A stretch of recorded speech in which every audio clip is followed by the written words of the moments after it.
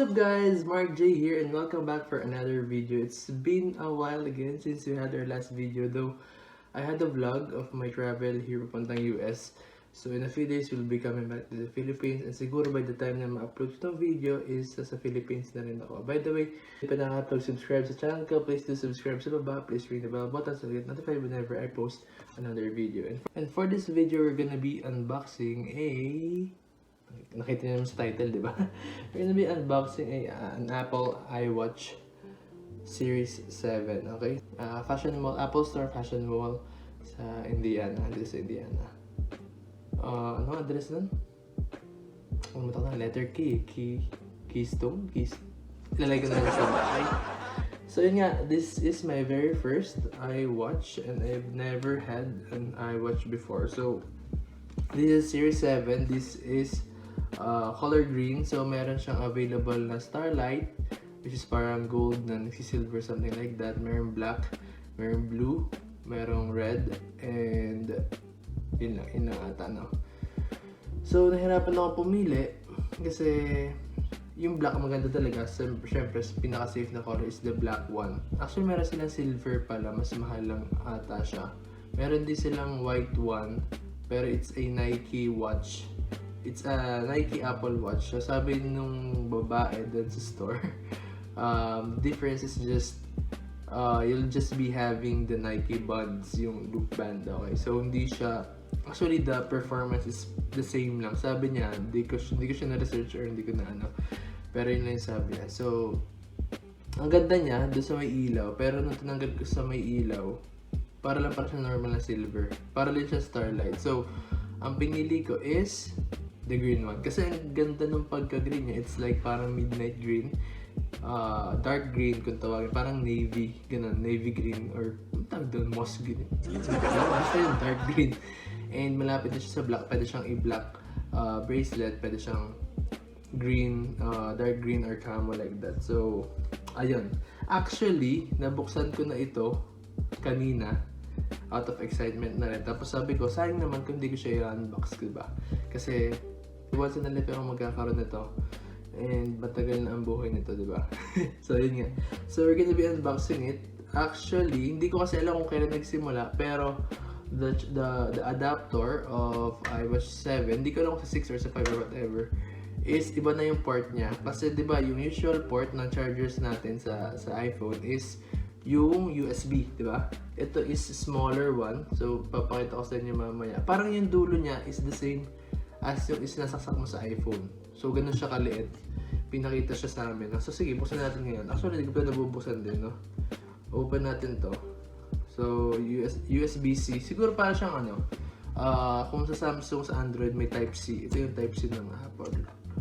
Siyempre si Apple, para bumili tayo ng panibagong ganito, no choice tayo, di ba?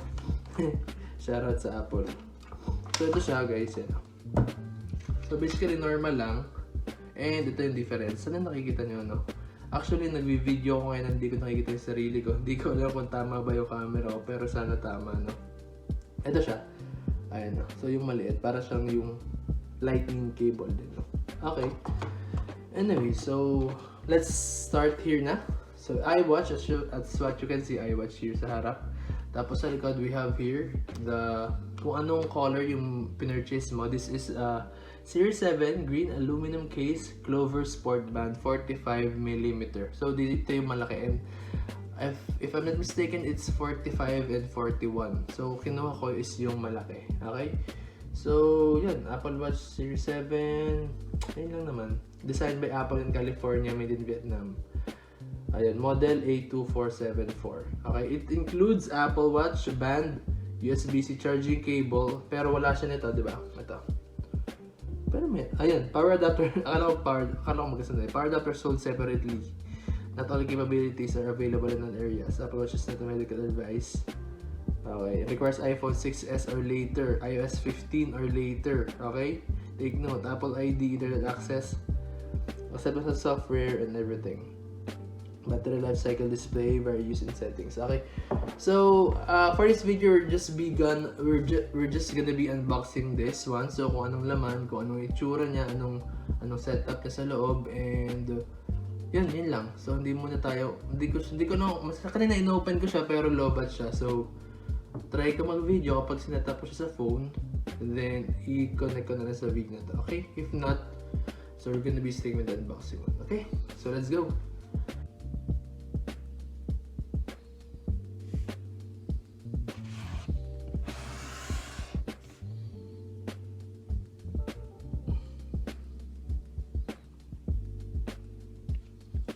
Alright, so Apple Watch sa harap, and then yung kanina dito. So dito yung first step na pag-open sa kanya. Actually, yan, ganun lang. Itutupi mo lang siya ng konti, tapos shoot mo lang. Then, i-open mo siya like this. Makita mo dalawa siya separate boxes. So ito is, ano lang, ito muna. So, ano lang siya, as in cover lang, with the designs like this. And then sa loob is for the one for the band and the one for the watch itself, okay?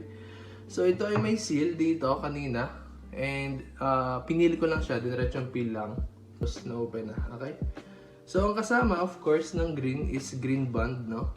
So for the black, it's black of course, and everything follows. So madami namang available na colors, pero it's additional lang, and it costs dito $45,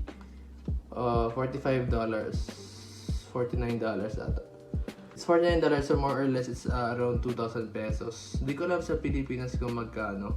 Yung iWatch pala, itong 45mm is 429 USD. While yung 41 is 399 USD. Okay? So sa Philippines ata mas mahal kasi if I'm not mistaken, it's parang sa 29k ata yung do you call that? 29k yung 41, okay. Pero dito may tax pa, 7% tax plus yung 1k. So yun. Anyways, so buksan natin tong mag-start tayo sa band, no? So green band. So sa likod, sports band versus sport, whatever. So open lang natin tong ganito. And then tada! So dalawa siya. Kasi it says here for small to medium, medium to large. Kasi sabi, tinanong ko rin nga kung ano sa panlalaki, pero sabi nung sales lady, na depende pa rin sa what do you call that? Depende pa rin sa tawag sa kung anong gusto mo. Preference yun. Depende pa rin sa preference mo. So katulad dito, kung maliit lang yung arm mo, yung arm mo, pero pinili mo yung 45, meron pa ring para sa'yo, ito small or medium, ito naman medium large, okay? So hindi ko pa ito nakakabit, try natin ngayon, no? Ngayon ko pa tatanggalin to. So basic lang naman to eh. Madali lang to, pinapasok lang to doon sa pinaka up and bottom na. So I will take the medium and large kasi hindi na ako mag-a-assume na kasasahan yung small. Okay, so we're gonna remove it here. Yun. Gusto ko siyang gawin kanina, kaso nga lang sabi ko, gusto ko i-vlog para at least content, diba? Para at least, diba? Kung gusto niyo rin bumili, diba? Makita niyo yung, makatulong ako kahit pa paano kung may ambag ba talaga ako. And then for the second box, it is the watch itself. So, kung makikita niyo naman sa picture, it's the watch. Tapos, meron din siyang seal dito. Dalawa rin yung tinanggal ko dito. May arrow siya eh. Pipil mo lang. Noong una, tinatry ko siya i-open. Hindi ko matatanggal yung seal. Kasi sabi ko, i-video ko. Pero, wala. Hindi ko na. Tinanggal ko na. No choice eh. Kasi nakakapit talaga siya. Tapos, ganyan na lang. Pag natanggal niya na, ganyan na lang. And then, designed by Apple in California. Actually, hindi ko ito nabubuksan. So, andito yung charger. So, kung familiar naman sa charger ng iWatch is, yung cord, tapos may bilog. Parang na-magnet mo lang dito yung iWatch mo. Okay? So, ito siya. And then, this is the iWatch itself. Hindi ko lang alam kung makikita niyo mismo sa video yung pagka-green niya. Kasi sobrang lapit niya sa black. Kaya ako siya nagustuhan kasi hindi siya black, pero malapit siya sa black. So, meaning, naging choice ko yung blue, pero ang naisip ko is, mahirap magpalit ng strap if ever, diba? Kasi blue, mahirap ternohan yun. So, naisip ko black, pero ang black sobrang common. So, naisip ko is itong green na to. So, hindi ko alam kung makikita niyo siya, pero try natin, no? Ito siya. Basta, saan nakita nyo? Kung hindi nyo man makita dyan, ipafocus ko pa ulit ng isang panibago. Tapos, dito yung open niya. Hold nyo lang para sa iPhone. And then, sasabihin niya lowbat siya.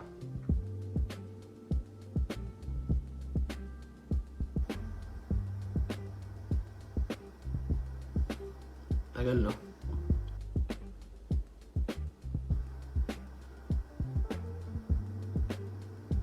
Okay, sabi niya, low battery. To continue, connect Apple Watch to its charger. Okay?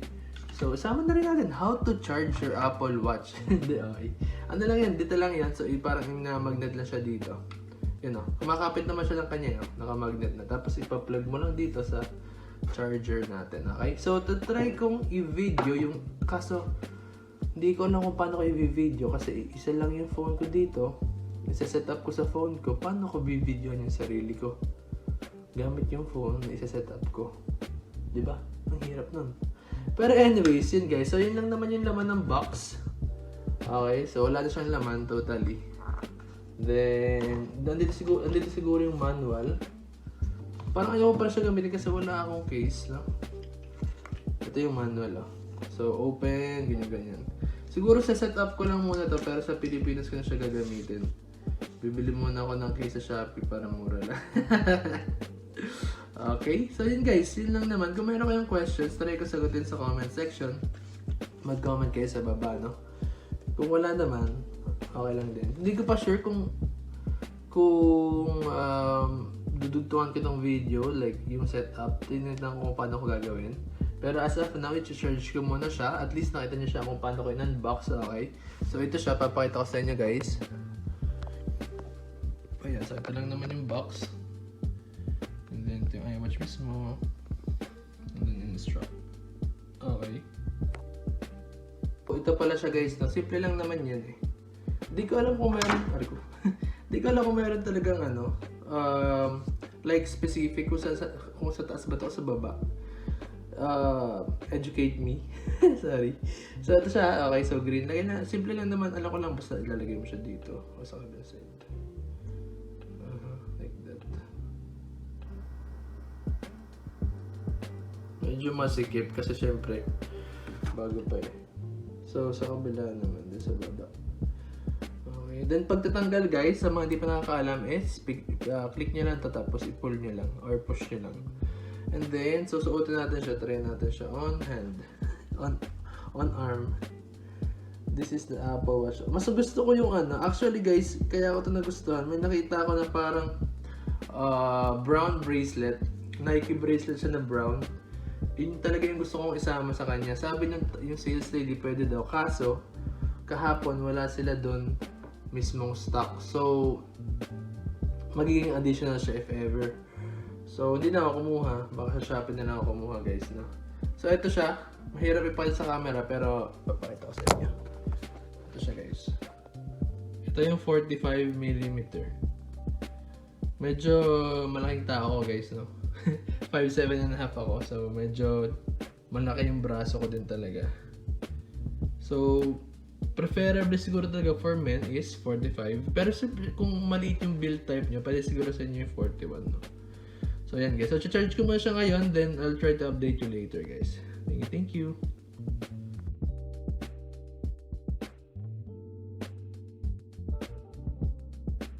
I'll try to explore it more pa kasi personally wala naman ako masyadong idea, wala akong masyadong knowledge about sa iWatch. Pero that's how it is. Yun yung package ng Apple sa iWatch, no? Para alam nyo na aware kayo. Kung hindi kayo offer nito, kailangan nyo bumili nito if wala pa kayo sa bahay nyo. And that's it for today's video.